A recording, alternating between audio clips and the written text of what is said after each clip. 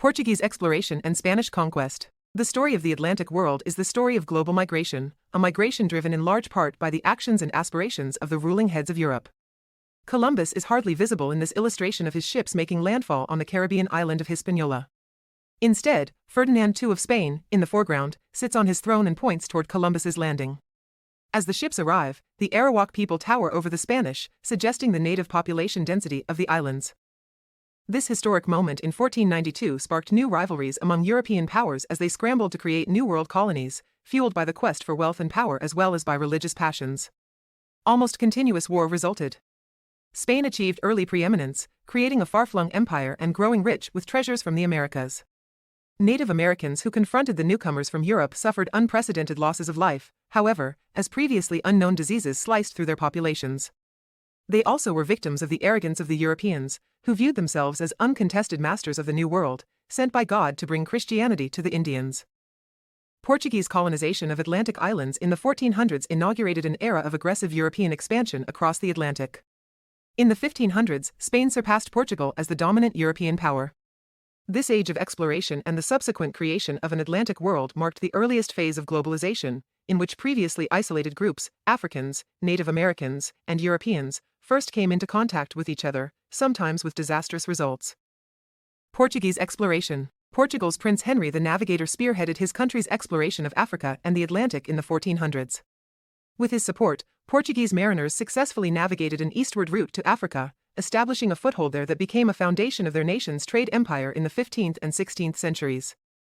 Portuguese mariners built an Atlantic empire by colonizing the Canary, Cape Verde, and Azores Islands, as well as the island of Madeira.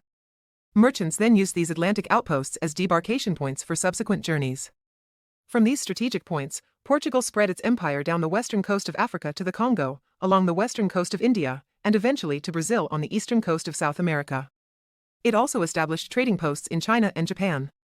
While the Portuguese didn't rule over an immense landmass, their strategic holdings of islands and coastal ports gave them almost unrivaled control of nautical trade routes and a global empire of trading posts during the 1400s. The travels of Portuguese traders to Western Africa introduced them to the African slave trade, already brisk among African states. Seeing the value of this source of labor in growing the profitable crop of sugar on their Atlantic islands, the Portuguese soon began exporting African slaves along with African ivory and gold. Sugar fueled the Atlantic slave trade, and the Portuguese islands quickly became home to sugar plantations. The Portuguese also traded these slaves, introducing much-needed human capital to other European nations. In the following years, as European exploration spread, slavery spread as well. In time, much of the Atlantic world would become a gargantuan sugar plantation complex in which Africans labored to produce the highly profitable commodity for European consumers. Elmina Castle. In 1482, Portuguese traders built Elmina Castle, also called São Jorge de Mina, or St. George's of the Mine, in present-day Ghana, on the west coast of Africa.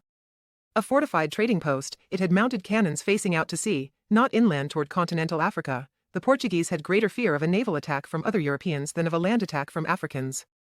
Portuguese traders soon began to settle around the fort and established the town of Elmina.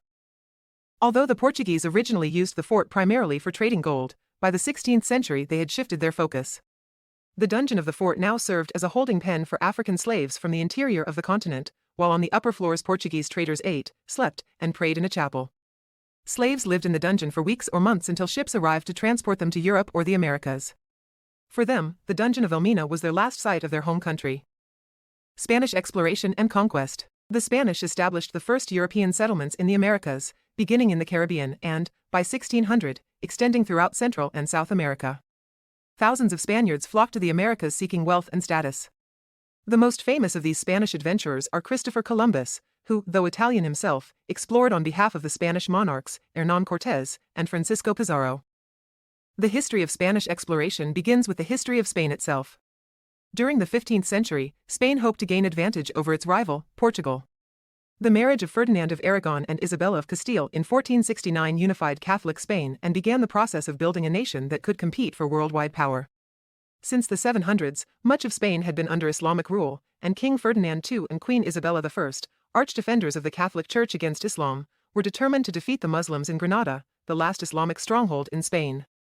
In 1492, they completed the Reconquista, the centuries-long Christian conquest of the Iberian Peninsula.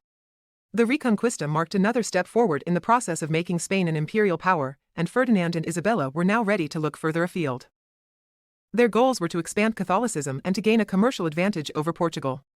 To those ends, Ferdinand and Isabella sponsored extensive Atlantic exploration. Spain's most famous explorer, Christopher Columbus, was actually from Genoa, Italy. He believed that, using calculations based on other mariners' journeys, he could chart a westward route to India, which could be used to expand European trade and spread Christianity. Starting in 1485, he approached Genoese, Venetian, Portuguese, English, and Spanish monarchs, asking for ships and funding to explore this westward route. All those he petitioned, including Ferdinand and Isabella at first, rebuffed him. Their nautical experts all concurred that Columbus's estimates of the width of the Atlantic Ocean were far too low. However, after 3 years of entreaties, and, more important, the completion of the Reconquista, Ferdinand and Isabella agreed to finance Columbus's expedition in 1492, supplying him with 3 ships, the Nina, the Pinta, and the Santa Maria. The Spanish monarchs knew that Portuguese mariners had reached the southern tip of Africa and sailed the Indian Ocean. They understood that the Portuguese would soon reach Asia and, in this competitive race to reach the Far East, the Spanish rulers decided to act. Columbus held erroneous views that shaped his thinking about what he would encounter as he sailed west. He believed the Earth to be much smaller than its actual size and, since he did not know of the existence of the Americas, he fully expected to land in Asia. On October 12, 1492, however, he made landfall on an island in the Bahamas. He then sailed to an island he named Hispaniola, present-day Dominican Republic and Haiti. Believing he had landed in the East Indies, Columbus called the native Tainos he found there Indios, giving rise to the term Indian for any native people of the New World. Upon Columbus's return to Spain, the Spanish crown bestowed on him the title of Admiral of the Ocean Sea and named him governor and viceroy of the lands he had discovered. As a devoted Catholic, Columbus had agreed with Ferdinand and Isabella prior to sailing west that part of the expected wealth from his voyage would be used to continue the fight against Islam. Columbus's 1493 letter, or Probanza de Merito or Proof of Merit, describing his discovery of a new world did much to inspire excitement in Europe. Probanzas de Meritos were reports and letters written by Spaniards in the New World to the Spanish crown, designed to win royal patronage. Today they highlight the difficult task of historical work. While the letters are primary sources, historians need to understand the context and the culture in which the conquistadors, as the Spanish adventurers came to be called, wrote them and distinguish their bias and subjective nature. While they are filled with distortions and fabrications, Probanzas de Meritos are still useful in illustrating the expectation of wealth among the explorers as well as their view that native peoples would not pose a serious obstacle to colonization. In 1493, Columbus sent 2 copies of a Probanza de Merito to the Spanish king and queen and their minister of finance, Luis de Santangel. Santangel had supported Columbus's voyage, helping him to obtain funding from Ferdinand and Isabella. Copies of the letter were soon circulating all over Europe, spreading news of the wondrous new land that Columbus had discovered. Columbus would make 3 more voyages over the next decade, establishing Spain's first settlement in the New World on the island of Hispaniola. Many other Europeans followed in Columbus's footsteps, drawn by dreams of winning wealth by sailing west. Another Italian, Amerigo Vespucci, sailing for the Portuguese crown, explored the South American coastline between 1499 and 1502. Unlike Columbus, he realized that the Americas were not part of Asia but lands unknown to Europeans. Vespucci's widely published accounts of his voyages fueled speculation and intense interest in the New World among Europeans. Among those who read Vespucci's reports was the German mapmaker Martin Waldseemüller. Using the explorer's first name as a label for the new landmass, Waldseemüller attached America to his map of the New World in 1507, and the name stuck. Columbus's Probanza de Merito of 1493. The exploits of the most famous Spanish explorers have provided Western civilization with a narrative of European supremacy and Indian savagery. However, these stories are based on the self-aggrandizing efforts of conquistadors to secure royal favor through the writing of Probanzas de Meritas or proofs of merit. Below are excerpts from Columbus's 1493 letter to Luis de Santangel, which illustrates how fantastic reports from European explorers gave rise to many myths surrounding the Spanish conquest and the New World. This island, like all the others, is most extensive. It has many ports along the seacoast excelling any in Christendom, and many fine, large, flowing rivers. The land there is elevated, with many mountains and peaks incomparably higher than in the center isle.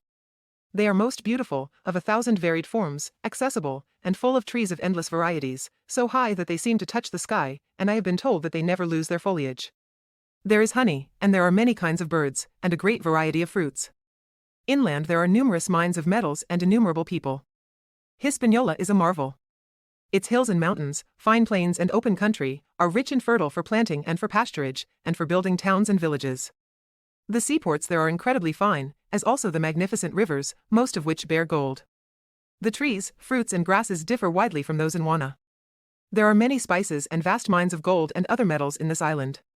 They have no iron, nor steel, nor weapons, nor are they fit for them, because although they are well-made men of commanding stature, they appear extraordinarily timid. The only arms they have are sticks of cane, cut when in seed, with a sharpened stick at the end, and they are afraid to use these. Often I have sent 2 or 3 men ashore to some town to converse with them, and the natives came out in great numbers, and as soon as they saw our men arrive, fled without a moment's delay, although I protected them from all injury. What does this letter show us about Spanish objectives in the New World? How do you think it might have influenced Europeans reading about the New World for the first time? The 1492 Columbus landfall accelerated the rivalry between Spain and Portugal, and the two powers vied for domination through the acquisition of new lands. In the 1480s, Pope Sixtus IV had granted Portugal the right to all land south of the Cape Verde Islands, leading the Portuguese king to claim that the lands discovered by Columbus belonged to Portugal, not Spain. Seeking to ensure that Columbus's finds would remain Spanish, Spain's monarchs turned to the Spanish-born Pope Alexander VI, who issued 2 papal decrees in 1493 that gave legitimacy to Spain's Atlantic claims at the expense of Portugal. Hoping to salvage Portugal's Atlantic holdings, King João II began negotiations with Spain. The resulting Treaty of Tordesillas in 1494 drew a north-to-south line through South America. Spain gained territory west of the line, while Portugal retained the lands east of the line, including the east coast of Brazil. Columbus's discovery opened a floodgate of Spanish exploration. Inspired by tales of rivers of gold and timid, malleable natives, later Spanish explorers were relentless in their quest for land and gold.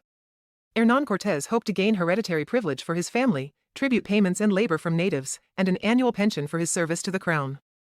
Cortés arrived on Hispaniola in 1504 and took part in the conquest of that island. In anticipation of winning his own honor and riches, Cortés later explored the Yucatan Peninsula. In 1519, he entered Tenochtitlan, the capital of the Aztec, Mexica, Empire. He and his men were astonished by the incredibly sophisticated causeways, gardens, and temples in the city, but they were horrified by the practice of human sacrifice that was part of the Aztec religion. Above all else, the Aztec wealth in gold fascinated the Spanish adventurers. Hoping to gain power over the city, Cortés took Moctezuma, the Aztec ruler, hostage. The Spanish then murdered hundreds of high-ranking Mexica during a festival to celebrate Huitzilopochtli, the god of war. This angered the people of Tenochtitlan, who rose up against the interlopers in their city. Cortés and his people fled for their lives, running down one of Tenochtitlan's causeways to safety on the shore. Smarting from their defeat at the hands of the Aztec, Cortés slowly created alliances with native peoples who resented Aztec rule. It took nearly a year for the Spanish and the tens of thousands of native allies who joined them to defeat the Mexica in Tenochtitlan, which they did by laying siege to the city. Only by playing upon the disunity among the diverse groups in the Aztec Empire were the Spanish able to capture the grand city of Tenochtitlan. In August 1521, having successfully fomented civil war as well as fended off rival Spanish explorers, Cortés claimed Tenochtitlan for Spain and renamed it Mexico City. The traditional European narrative of exploration presents the victory of the Spanish over the Aztec as an example of the superiority of the Europeans over the savage Indians. However, the reality is far more complex. When Cortés explored central Mexico, he encountered a region simmering with native conflict. Far from being unified in content under Aztec rule, many peoples in Mexico resented it and were ready to rebel. One group in particular, the Tlaxcalan, threw their lot in with the Spanish, providing as many as 200,000 fighters in the siege of Tenochtitlan. The Spanish also brought smallpox into the Valley of Mexico. The disease took a heavy toll on the people in Tenochtitlan, playing a much greater role in the city's demise than did Spanish force of arms. Cortés was also aided by a Nahua woman called Malintzin, also known as La Malinche or Dona Marina, her Spanish name, whom the natives of Tabasco gave him as tribute. Malintzin translated for Cortés in his dealings with Moctezuma and, whether willingly or under pressure, entered into a physical relationship with him. Their son, Martin, may have been the first mestizo or person of mixed indigenous American and European descent. Malintzin remains a controversial figure in the history of the Atlantic world. Some people view her as a traitor because she helped Cortés conquer the Aztecs, while others see her as a victim of European expansion. In either case, she demonstrates one way in which native peoples responded to the arrival of the Spanish. Without her, Cortés would not have been able to communicate, and without the language bridge, he surely would have been less successful in destabilizing the Aztec Empire. By this and other means, native people helped shape the conquest of the Americas. Spain's acquisitiveness seemingly knew no bounds as groups of its explorers searched for the next trove of instant riches. One such explorer, Francisco Pizarro, made his way to the Spanish Caribbean in 1509, drawn by the promise of wealth and titles. He participated in successful expeditions in Panama before following rumors of Inca wealth to the south.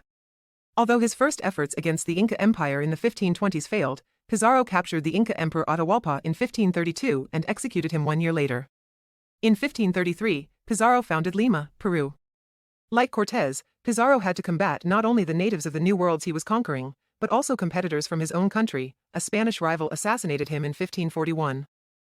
Spain's drive to enlarge its empire led other hopeful conquistadors to push further into the Americas, hoping to replicate the success of Cortés and Pizarro. Hernando de Soto had participated in Pizarro's conquest of the Inca, and from 1539 to 1542 he led expeditions to what is today the southeastern United States, looking for gold. He and his followers explored what is now Florida, Georgia, the Carolinas, Tennessee, Alabama, Mississippi, Arkansas, Oklahoma, Louisiana, and Texas. Everywhere they traveled, they brought European diseases, which claimed thousands of native lives as well as the lives of the explorers.